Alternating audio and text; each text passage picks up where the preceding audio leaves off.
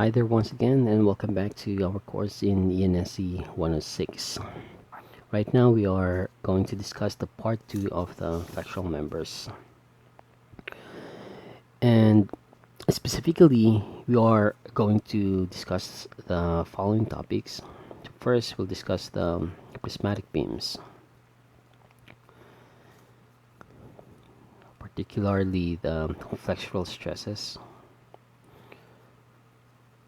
in prismatic beams. And when we say prismatic beams, we are referring to beams that has a non-constant cross-section along the length. Let's say we have this beam right here, and here's our point 1 and here's our point 2. Now at this point 1 we have this cross-section at this much depth. Let's say this is D1, but at point 2 we only have this cross-section at a shorter depth. So this is D sub 2. So something like a tapered beam. Another example is if we have this wood beam right here and we added planks at some segment of the at some segment along the length. And the reason for that is because we know that if we have a deeper section, then that means that we have more resistance to flexure, right? And also this is actually about being efficient. And what I mean by that is simply because if we draw the moment diagram of this, if we have a uniformly distributed loadings, we know that the maximum moment appears only at the mid span. And of course I'm referring to a simply supported load, simply supported beam. So that's a pin or roller support under a uniformly distributed loadings. So we have these maximum values, but you would notice that this maximum values is not actually or this maximum values only appears at the midspan, and it's not present, or it's not the value at this section, right? Because we have a much lower values at some other sections. So that means that we only need this much depth at this maximum value. But at this section, since this is the value of the moment, then the depth of the beam would also be it is also desirable to provide a shorter depth, just being efficient. Anyway, we will talk about that in details later. The second topic that we are going to discuss is the non-homogeneous beams, flexural stresses in non-homogeneous beams.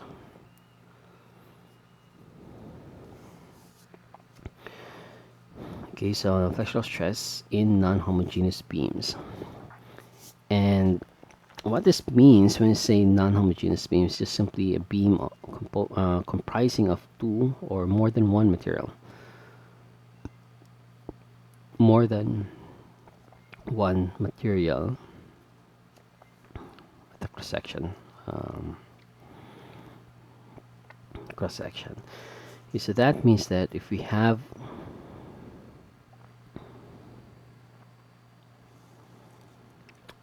a beam, let's say a wood beam, and then we want to reinforce it, or we want to increase the capacity, then we'll add a steel right here. So in cross section it looks like this. This is wood, and on top of that is a steel.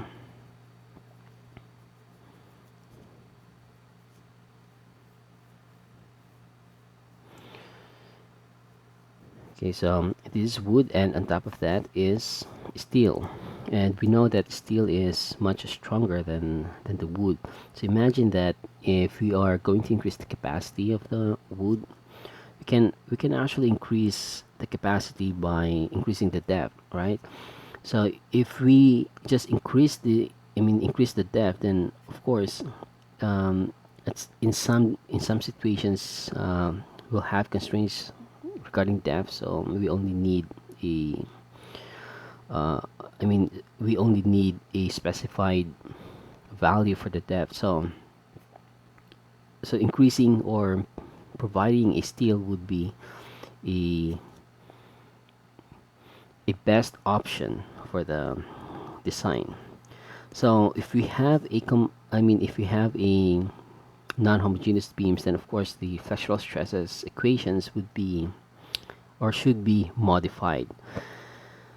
So we'll discuss this also in details.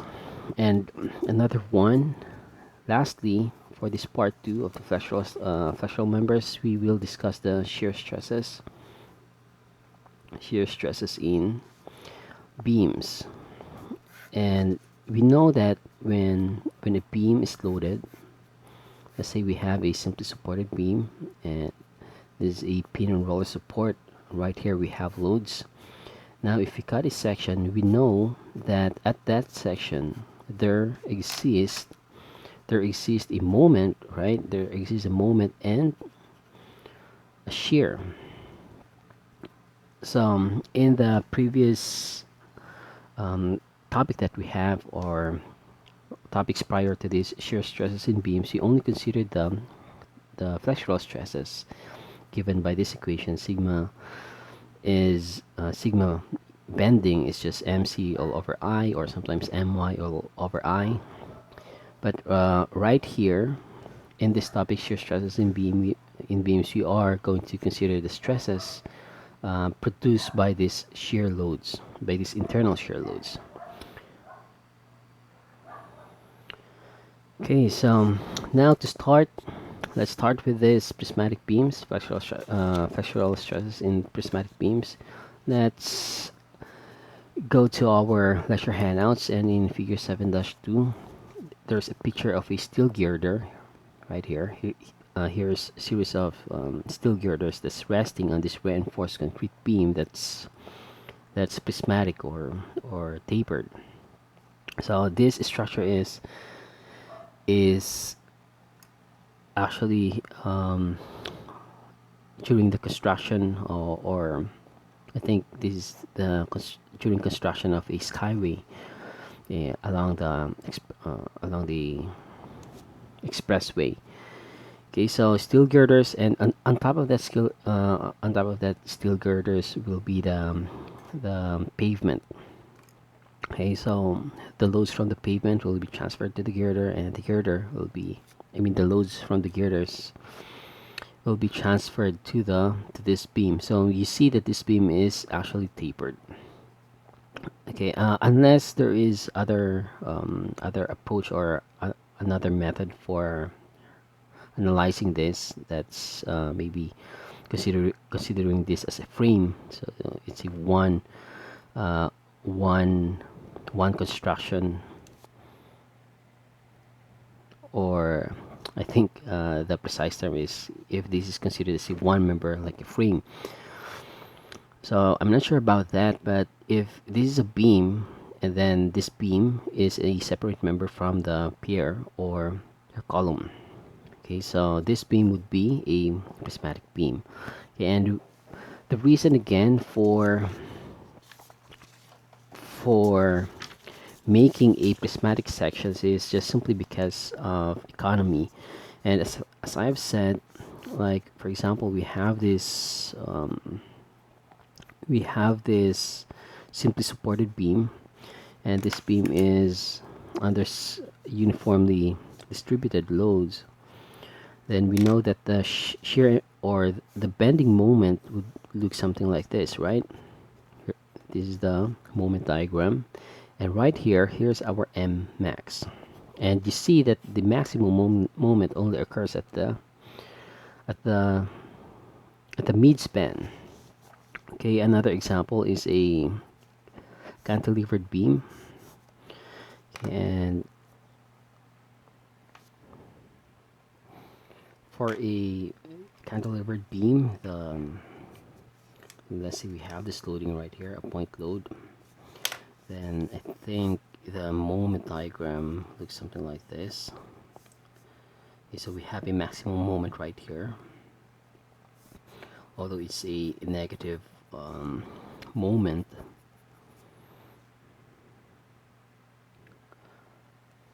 because from this point load, and then if this is our moment arm, then that's going to produce a clockwise rotation. Okay, however, for the reaction we have in order to be in equilibrium, this must be counterclockwise. Sorry, let's draw it here. So from this load, this produces a clockwise. Now in order to be in equilibrium, then at this support must develop a counterclockwise. Okay, so here's the moment diagram, and you see that the maximum moment is at this support, right? And we use this maximum moment for the design of the beam, for the beam cross section. I mean, for the size of the beam. But you would see that right here, at this section, we only have this amount of moment, and right here we have a lesser amount of moment. So that's the reason why in our figure, it has that tapered portion.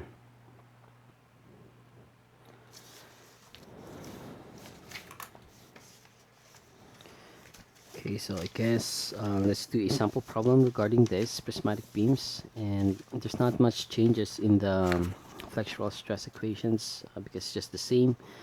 And just recall that the flexural stress equation is mc all over I, and we can express this I over c in terms of the section modulus. So that's going to be sigma is equal to m all over s. Okay, so for our first problem,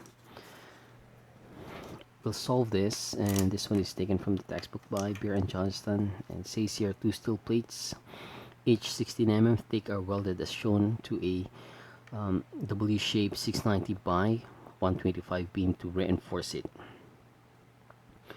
And knowing that the allowable stress is equal to 160 megapascals for both the beam and the plates, because they have the same materials. Determine the required value of the required length of the plate and the width of the plate. So here's our beam. Our steel beam is it's a W-shaped beam, and at some portion there's actually a welded plate. So if we cut a section, what we see is something like this. So we have this standard shape W690 by 125, and we weld a steel plate that's 16 mm thick, but we don't know the width of the beam, or this length of the beam, and we don't know the length of the width of the plate and the length of the plate. Okay, so we are asked to solve for that, and here's our condition, support conditions, and dimensions. Okay, so to start with, let's write our solution right here. So for the solution, of course, what we need, obtain necessary informations. What that means that we need to find the value of the section modulus, because if this is standard shape, then that's gonna be there's gonna be a standard data for the section modulus. And to obtain that information, we need to go to this table, properties of rolled steel shapes, and make sure to check the units, if it's in SI or in English units. And right here's our designation. And by the way, just for review, when the first values right here, the first number refers to the depth. That's the approximate depth, and the next value would correspond to the mass per unit length. So that's kg per meter. Okay, so right here we have this W690, and the given is 125. We have the area already, and let's check for the moment of inertia. Okay, 690, here's our 690, right? So the moment of inertia, we are bending this along the x-axis. So we are looking at this column, and we are going to obtain the value of Ix and Sx, and just take note of of the information here. It says 10 to the 6 mm to the fourth. Okay, so that's 10 to the 6 mm to the fourth and 10 to the 3 mm cube. Okay, so that means that we are going to multiply this data or this value to 10 to the 6 and this value to 10 to the 3. Okay, so let's write this.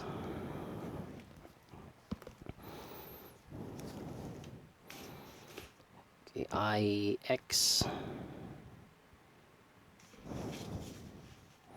Okay, so our Ix is equal to 1190 times 10 to the 6 mm to the fourth, and our Sx, our section modulus, is 3510 times 10 to the 3 mm cube. And what else?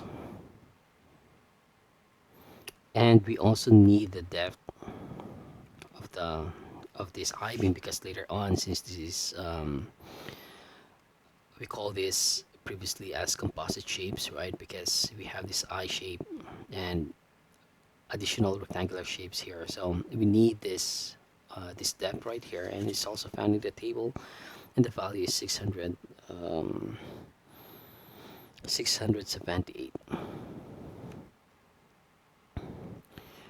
And you would see here that the 678, because sometimes you have to check that in the book. Here's the depth, right? So it says here that the depth is from this top flange to the bottom flange. But sometimes there's also data for just this depth of the web itself. Okay, so we have to check this. It says D is from top flange to the bottom flange, and this is 678 mm. Okay, so since we have the necessary information already, then we can determine first the bending moment capacity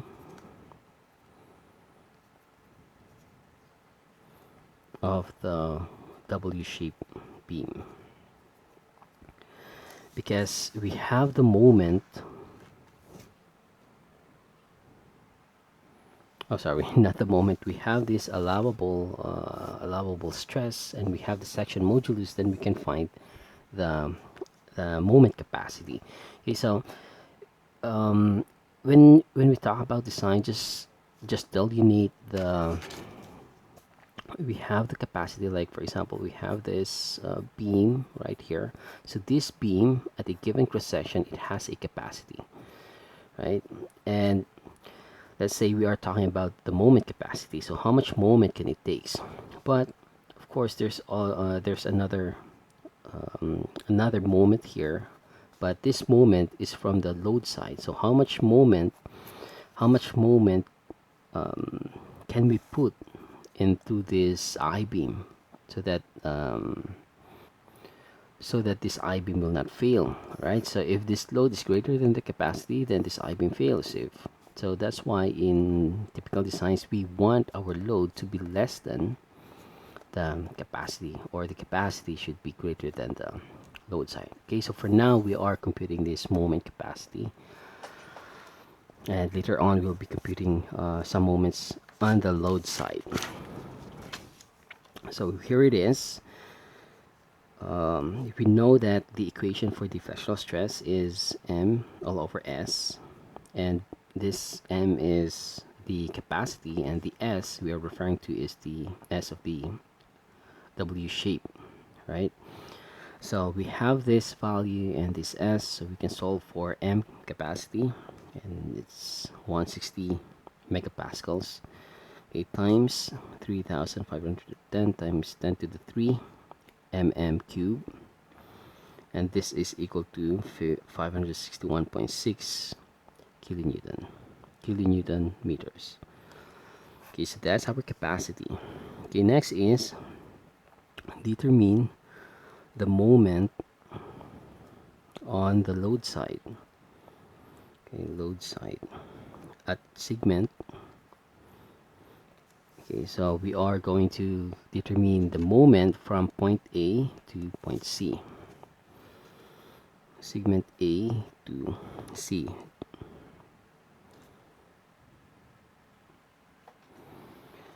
Okay, so here's our beam, and here's our supports, and at the midspan we have a 500 Newton load, and let's say we'll only consider this right at the point load. Okay, so what's gonna be, oh sorry,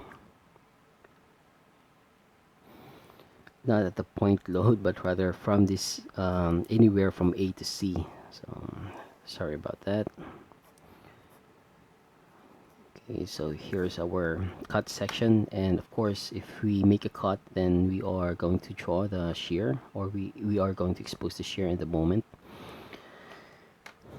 And right here, the distance from point A to this section is, let's just write x. Okay, and by the way, if we have a point load of 500 newtons, then that means that if this 500 newtons is at the midspan, then that means the supports right here, the support reactions would be 250 and 250. Okay, so it's just simply because of the this point load is acting at the midspan. So half will be carried by the spin support, and another half will be carried by this roller support. So we have a load right here of 250.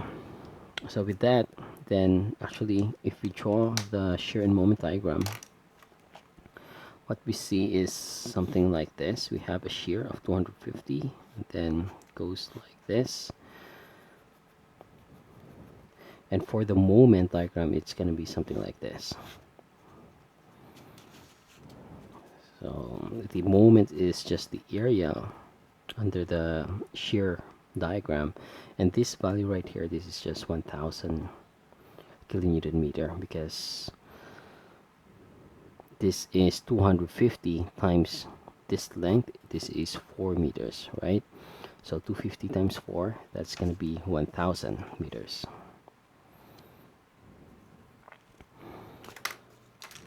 Okay, so moving on, let's now compute for the moment right here. So the moment from x is less than or equal to 4, so that refers to the value from point A to point C, because this is 4 meters. So any x value, the moment would just simply be m is equal to 250 x, right? So 250 times the moment arm, this is just the value of the moment. So here's our moment equation, and since we have that, then the next step is to, by the way, this is the moment on the load side. Okay, and here's our moment in the capacity side. Okay, so now let's equate the two moments to obtain the length, to obtain the required length of the plate. Okay, so take note, we are just only solving for the length, this length on this side only. Okay, so for x less than or equal to 4 meters, right? So we are solving for length because we are only considering this length 4 meters. So any length of this plate in this section. Okay, so m capacity is just equal to m to the load side. So let's equate that. This is 561.6, and this is 250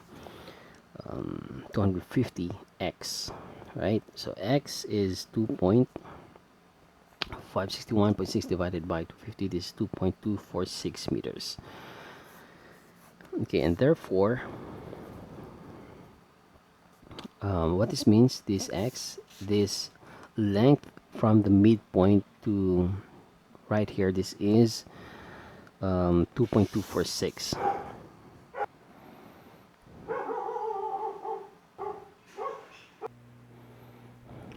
Therefore, the required length of the plate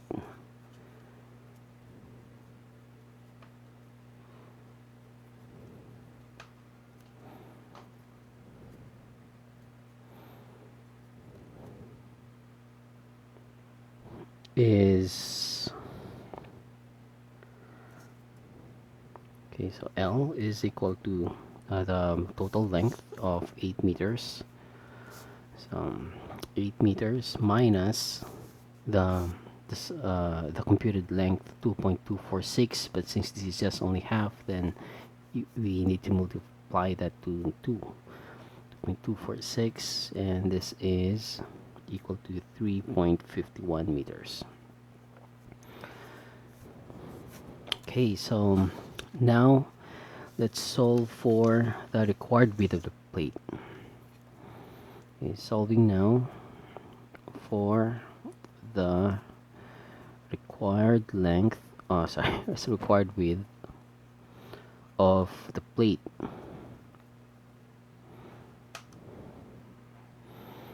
Okay, and to solve this, we are going to use the Flexural formula that the allowable stress, or allowable stress, is equal to the moment divided by the section modulus, or MC all over I. So this one is given, the allowable stress, and the moment is also computed, right? So since we have the moment from the load side, which is equal to 1000 times 1000 times, oh no, it's 250 times x, which is just 1000. So we have this, and we can determine this one.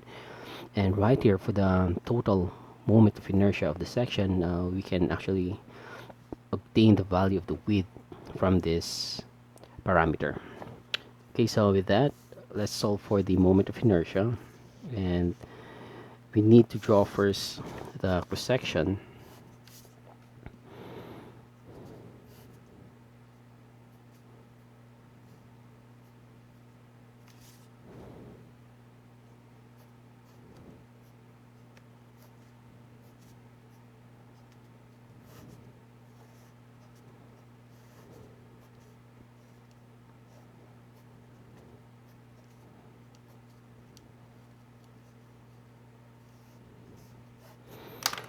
Okay, and let's find the total, the centroid. So right here, since this is just symmetrical, then the centroid of this I shape is just around here, and the centroid of this plate is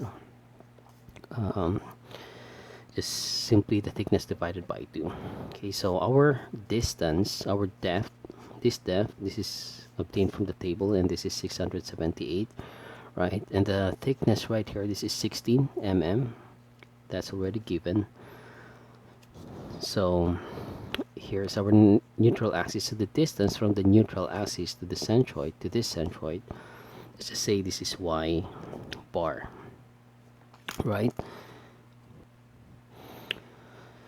Okay, so by the way, I think I have to write it here, that the total moment of inertia of this entire section, total moment of inertia of this entire section, is simply the moment of inertia of this W shape plus the moment of inertia provided by these plates, by these two plates. Okay, so we'll write it here.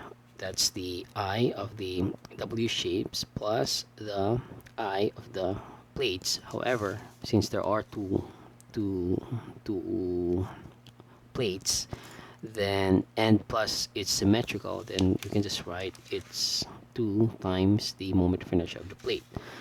Okay, so right here we are going to solve for the moment of inertia of the plate, which is just, since this is a rectangle, this is just 1 over 12 times b times the thickness, because that's the height, cube, plus the area of this times the distance, this distance y bar squared, right? This is the the parallel axis theorem. And now let's solve. This is 1 over 12 times b, and here this is 16 cubed.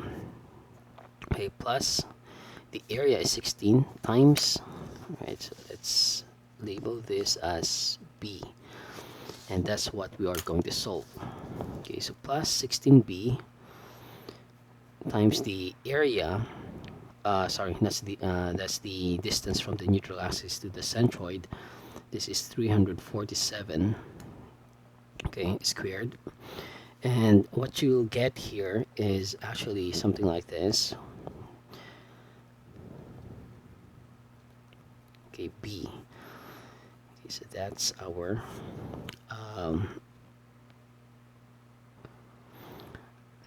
moment of inertia of the plate. So we have a variable here, that's b. Okay, so now using now the formula, the Flexural formula, to solve for b. Okay, so Q allowable is equal to mc all over I, and this is 160, right? And 160 megapascals, that's Newton per meter cube, actually Newton per millimeter squared. And this one is 1000 kilonewton meter, so we have to convert that to Newton millimeter times 10 to the 6, and this is 355, right? And right here we have the moment of inertia, 190 times 10 to the 6. Okay, plus, okay, this is total, so plus the 2 times 1.93 times 10 to the 6 b, right, times 10 to the 6 b. Okay, and what we get here is b is equal to 267 mm. Okay, so that's our solution, okay, for these prismatic beams. Okay, in the next video we'll be discussing the non-homogeneous beams, flexural stresses for non-homogeneous beams.